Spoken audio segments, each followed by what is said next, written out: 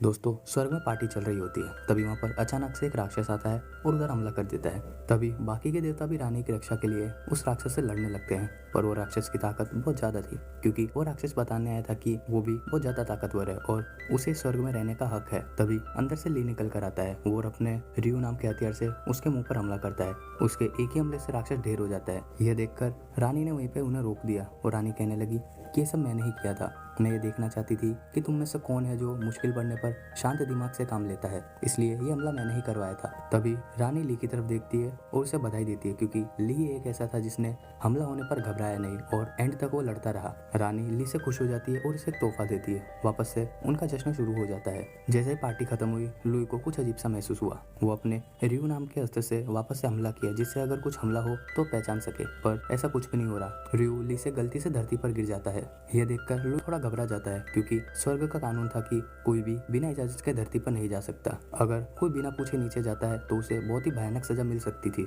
लेकिन लुई हथियार को ढूंढने के लिए धरती पर कूद जाता है। जैसे वो धरती पर आता है तो उसकी मुलाकात एक पियान नाम की लड़की से होती है, जो कि पेड़ पर लटकी हुई थी और उससे मदद मांग रही थी। वो पियान को पेड़ से उतारने में मदद करता है। तभी पियान उसका शुक्रिया अदा करती है। तभी ली कहता है कि मैं एक स्वर्ग का देवता हूँ, क्योंकि मेरा हथियार नीचे धरती पर कहीं गिर गया है तो उसे ढूंढने के लिए धरती पर आया हूँ। तभी पियान ली को अपने सरदार के पास लेकर जाती है, जो कि उसके गांव में था।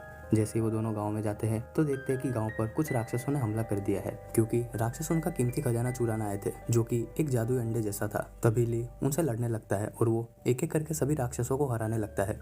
तभी उन राक्षसों में से एक लड़की निकल कर आती है, जो अपने मुंह से जाल छोड़ रही थी। तभी ली उसे उसी के जालों में फंसाकर उसे पकड़ लेता है। तभी उनमें से एक और राक्षस निकल कर आता है, जिसके शरीर से बहुत ज्यादा बदबू निकलती थी। ली उसे भी आसानी से हरा देता है। सभी गाँव वाले मिलकर ली का बहुत शुक्रिया अदा करते हैं और रात को एक जश्न रखते हैं। तभी ली उस सरदार से उनके खजाने के बारे में पूछता है। तभी उनका सरदार कहता है कि कुछ समय पहले आसमान से एक रोशनी जैसी चीज नीचे धरती पर आई थी। उसके बाद से ही हमारा पूरा गांव शांति से रहने लगा। शायद वो कोई जादुई चीज है। इसके बाद से हम सभी लोग उस खजाने की रक्षा कर रहे हैं और हमने उस खजाने को एक गुफा में छुपाया हुआ है, जहाँ पर हम लोगों ने बहुत सी जादुई चीज लगाई हुई है, जिससे कोई भी उस तक आसानी से ना पहुंच सके। तभी लुई समझ जाता है कि ये उसका हथियार रियू के बारे में बात। तभी लुई उसके सरदार से कहता है कि जो आप बात कर रहे हो वो मेरा हथियार रियू है, मैं उसे लेने के लिए ही धरती पर आया हूँ। यह सुनकर सभी गाँव वाले चौंक जाते हैं। तभी सरदार कहता है कि जो तुम्हारा है वो हम तुम्हें जरूर दे देंगे, पर वो उस हथियार को उसे देना नहीं चाहता था। उसने ली को पकड़कर जंजीरों से एक खंभे पे बांध दिया। ली उसे बचने की कोशिश करता है, पर उन्होंने ली को एक ऐसी तरह की शराब पिलाई थी जिससे देवता और राक्षस सभी की शक्तियां बिल्कुल कम हो जाती है। इसके बाद सभी गाँव वाले मिलकर एक मंत्र पढ़ते हैं, जिससे आसमान से ली के ऊपर बिजली गिरे। तभी अचानक से आसमान से आग गिरती है, जिसमें बहुत सारे लोगों के घर जल जाते हैं। सभी गाँव वाले आग बुझाने के लिए जाते हैं। तभी पियांग ली के पास आती है और ली से कहती है कि अगर तुम राक्षसों से हमारे गाँव वालों की रक्षा करोगे तो मैं तुम्हारा हथियार ढूंढने में तुम्हारी मदद करूं। और ली उसे हाँ कह देता है। तभी पियान उसे छुड़ाकर वहां से ले जाती है। पूरे गांव वालों ने रोकने की कोशिश करते हैं, पर जैसे सरदार देखता है कि वो लोग ऊपर पहाड़ की तरफ जा रहे हैं तो वो उन्हें रोकने से मना कर देता है। कहता है कि ये वहाँ का रास्ता पार नहीं कर सकते, वहाँ पे हमने बहुत सारे जाल बिछाए हुए हैं। जैसे ही ली पहाड़ पर पहुंचता है तो वो अपनी शक्तियों से जो जाल थे उनका पता लगाता है। तभी आगे बढ़ते टाइम उसका पैर दलदल में फंस जाता है। तभी पियान उसे बचाती है और दलदल से बाहर निकलती है। वो चलते चलते थोड़ा थक जाते हैं, इसके लिए वो एक नदी के किनारे बैठकर आराम करने लगते हैं। तभी पियान उससे पूछती है कि तुम चप्पल क्यों नहीं पहनते। तभी ली कहता है कि पिछले जन्म में वो भी एक इंसान था, पर उसके पैर आम इंसानों से बहुत ज्यादा बड़े थे, जिस वजह से लोग उसके साथ बहुत ज्यादा बुरा बर्ताव करते थे। तभी एक दिन एक चाव नाम की छोटी बच्ची उसके पास आती है और उसकी दोस्त बन जाती है। एक दिन चाव और ली दोनों खेल रहे थे। अचानक से चाव की तबीयत खराब हो जाती है। तभी उसके माँ बाप ली को इसका गुनहगार समझते हैं और चाव को अपने साथ लेकर चले गए। कुछ दिनों बाद ली चाव के लिए खिलौना बना रहा था। तभी उसे महसूस होता है कि यहाँ पर बहुत तेज भूकंप आने वाला है। तभी वो चाव के घर जाता है और उसे वहाँ से लेकर भागने लगता है। तभी उसे गाँव वालों ने पकड़ लिया, क्योंकि गाँव वालों को लगता था कि ली चाव को किडनैप करके लेकर जा रहे हैं, और वो लोग उसे पकड़कर इतना मारते हैं कि वो वहीं पर मर जाता है। तभी ली स्वर्ग पहुंचता है। तभी स्वर्ग की रानी उससे खुश हो जाती है और उसे आम इंसानों की तरह ठीक कर देती है और उसे देवता बना देती है। और देवता बनने के बाद ली ने जूते या चप्पल नहीं पहने, क्योंकि उसे ऐसे बिना चप्पल के चलने की आदत हो गई थी। थोड़ी देर आराम करने के बाद वो दोनों वहाँ से आगे बढ़ने लगते हैं। थोड़ी देर चलने के बाद वो एक गुफा में पहुंचते हैं, जहाँ पर बहुत सारे जाल बिछाए हुए थे, पर ली अपनी शक्तियों से उन सभी जालों को नाकाम करता जा रहा था। आगे बढ़ते बढ़ते वो लोग पुल के पास आ गए, जहाँ पर एक खजाना छुपा हुआ था। जैसे ही ली आगे बढ़ने के लिए पुल पर पैर रखता है तो उसे बहुत जोरदार झटका लगता है, जिसकी वजह से वो पीछे की तरफ चला जाता है, क्योंकि इस पुल पर जादुई घंटियां बंधी हुई थी, जिसकी वजह से कोई भी देवता या फिर कोई भी राक्षस इस पुल पर नहीं चढ़ सकता था। तभी पियान आगे बढ़ती है और पुल पर से एक एक करके सभी घंटियों को खोल देती है, जिससे ली उसके साथ पीछे पीछे आ सके। तभी अचानक से पियान का पैर फिसल जाता है और नीचे गिरने लगती है, क्योंकि यह पुल पुराना था और यह बहुत ही खराब हो चुका था। पर पियान जैसे तैसे करके ऊपर आ गई। फिर बाद में ली भी पुल को पार कर लेता है। आगे बढ़ने पर ली और पियान को एक चीज दिखाई देती है जो कि बहुत ज्यादा चमक रही थी। वो उसके पास जाते हैं। दूर से देखने पर ली को पता चल गया था कि ये उसका हथियार ही है, पर जैसे वो उसके पास जाता है तो उसकी रोशनी बंद हो जाती है और वो एक सुनहरा अंडा था।